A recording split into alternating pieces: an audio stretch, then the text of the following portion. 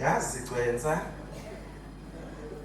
osukwenzile la namhlanje ngiyamthanda umuntu othi menolwazi adlulise kubantu abangezansi kwakhe khona isichithekana sase-Afrika sase-Guinea-Bissau nizokwazi ngoba sise-university la kwakuthiwa u-Amilcar Cabral. U-Amilcar Cabral wayese-Guinea-Bissau, he was opposed to the occupation of Guinea-Bissau by the Portuguese. He then wrote an essay and he titled it The Revolutionary Thought in the 20th Century. He wrote, as he was completely opposed to the occupation of Guinea-Bissau, he said the following words. I get to say university la. I get ngitshele into emnandi. Ukuba khona kweni la nikhola ngephutha kuyisiprophet uSikabhombe. Sofika mhlawumbe lapha kafishane. Ungathi uhleli la ucabanga ukuthi ukhona e-university ngephutha. Uthi uAmilcar Cabral enza esho lento echazwa uGcwensa. Uthi hide nothing from the masses of our people. Uthi tell no lies. Uthi must know mistakes, must know difficulties. Uthi must know weaknesses. Ekugcineni uthi claim no easy victories.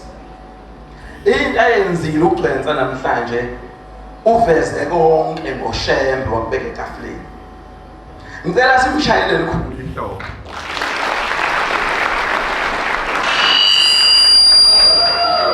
Kwanini uqobo niyadeserve ihlombe lokuhlala nilalele indaba kaShembe.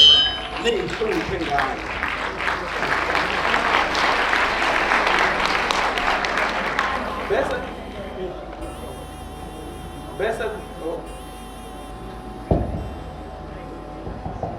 Bese kuthi ibandla lamaNazaretha uma namhlanje nje baliqeda 116 years suka kude kade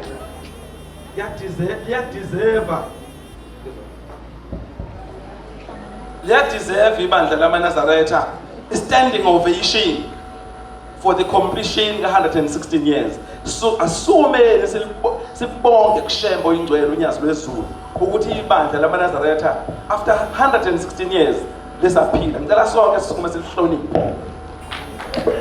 Sishaya ihlobo. Ukhala amafiyo. Omama bakosi bakikize. Olwethu Nyazi. Olwethu Nyazi. Kalen phansi.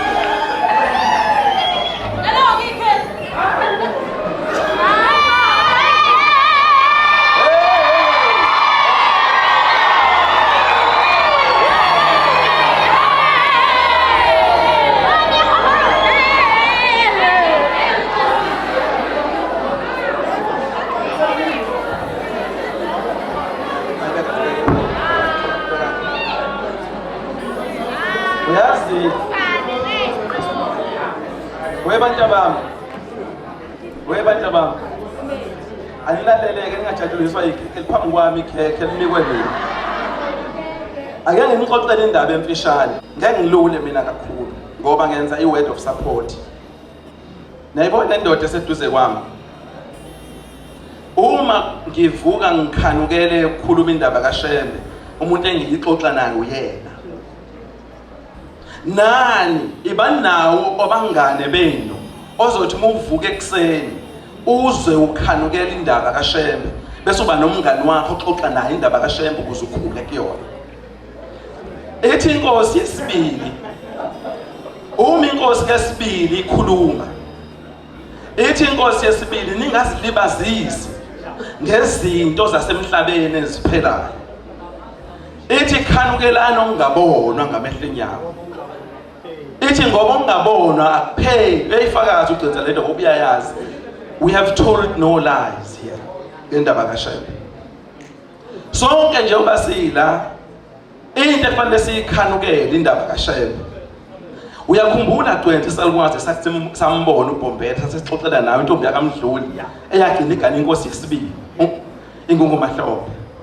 Mhlawumbe kwabo 1994 Gcwensa ngoba kuyikhathi ama-elections.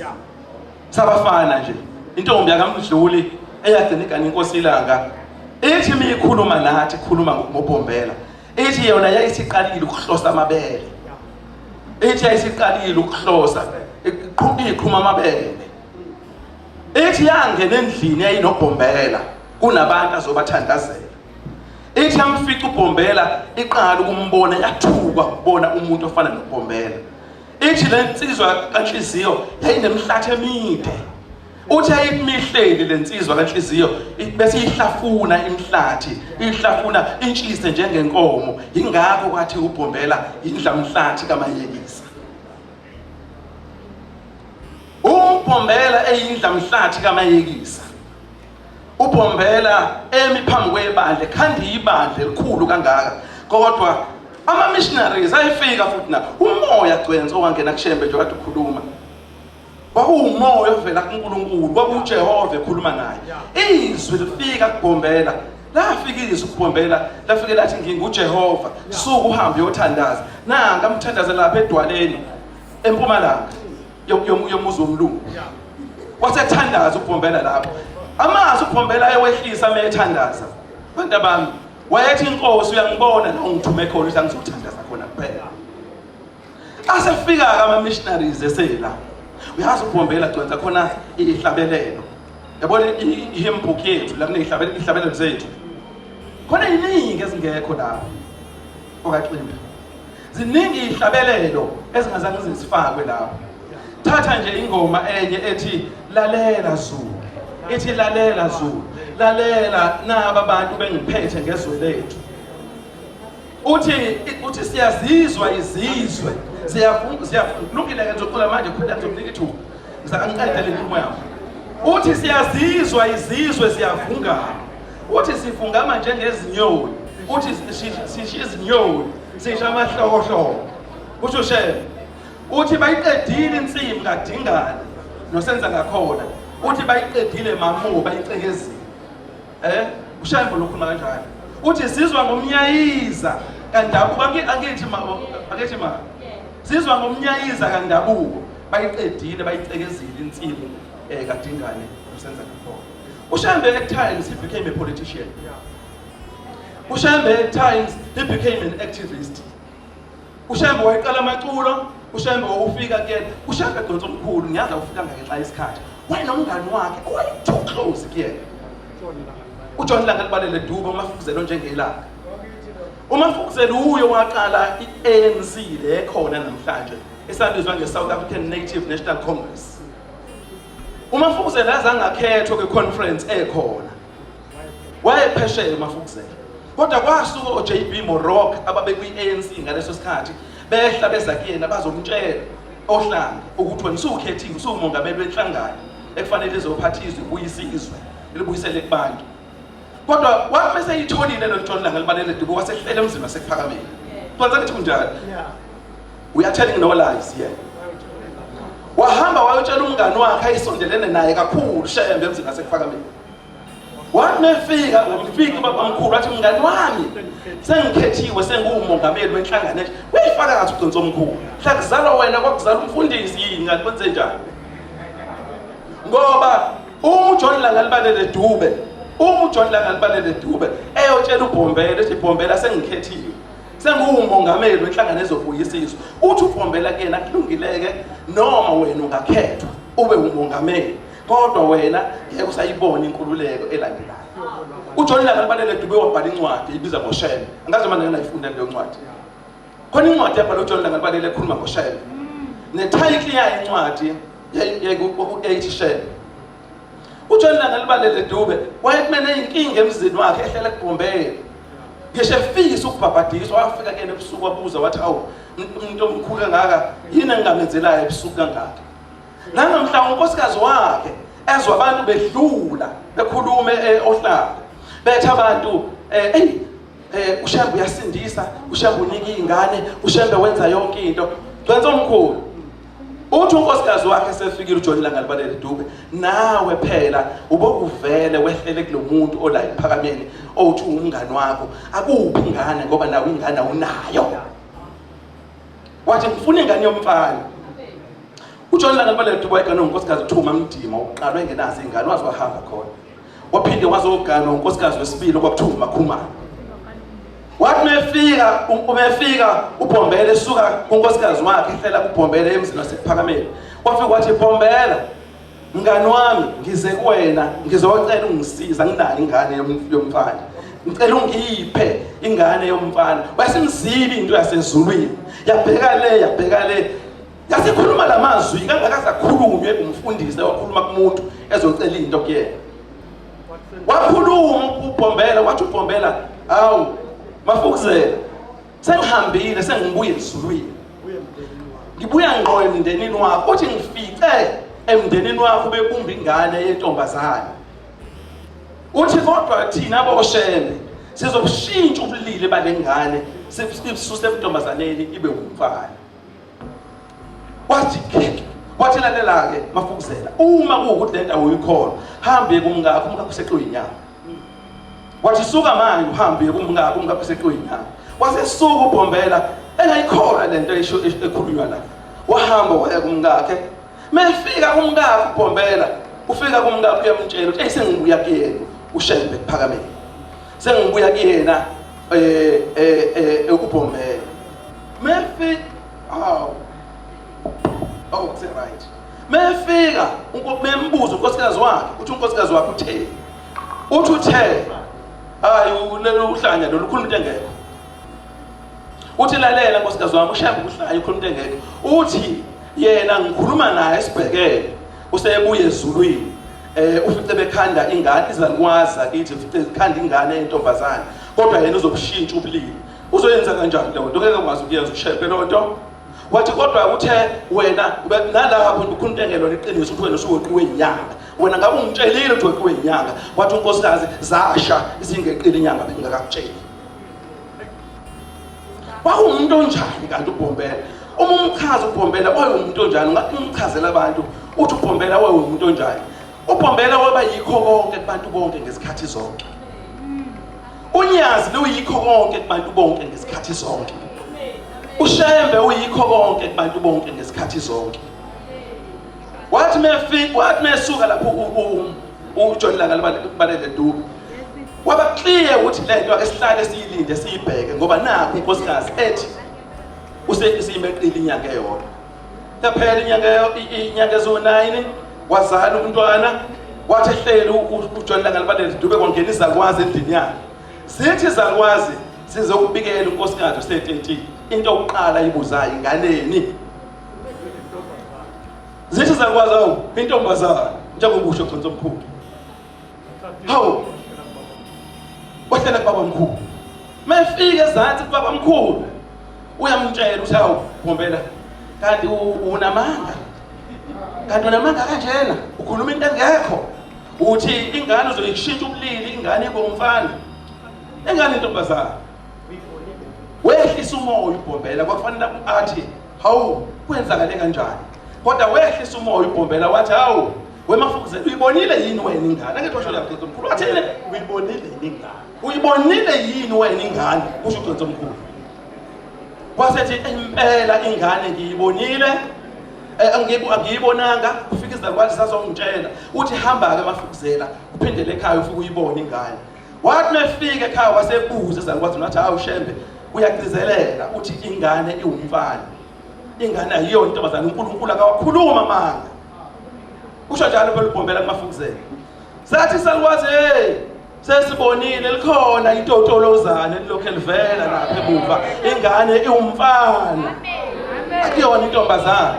Kwakumuntu onjani ke umuntu ofana noBhombela? Ingakho phela uBhombela athi mekhuluma Xonto omkhulu nje kade uyithinta athi inyama yami ekhathele izolala ethuneni kodwa umoya wami uzovuka wembathe inyama entsha. Uthi kwaphakade bengizelwe uthi nanini ngiyakuba khona. Unyazi lelo akhuluma ngalo athi nanini ngizokuba khona. Ekugcineni sengigcina icela ukunikeza i-thumbs up kuyizukulwane. Sukuma zona. Kansile manje. Nkosi sikelelo ubaba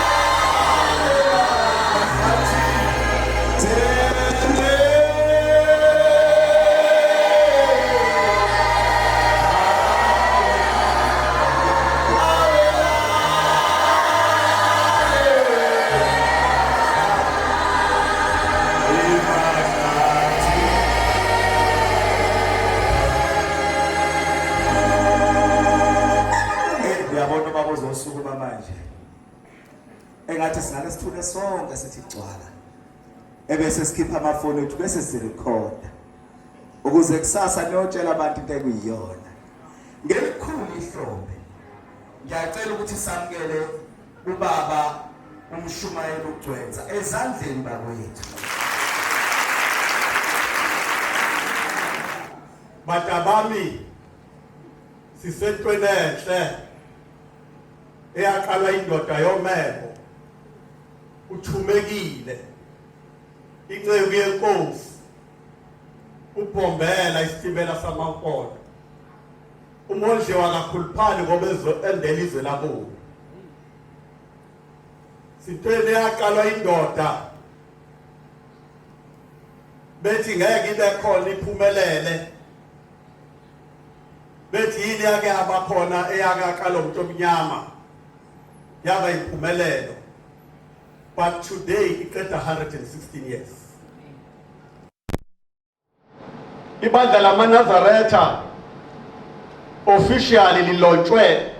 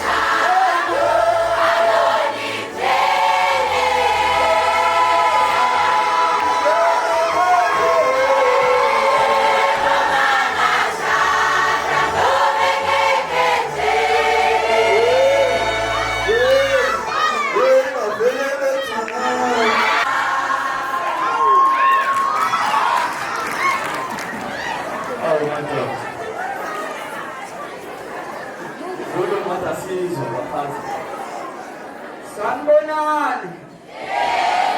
Niyaphila.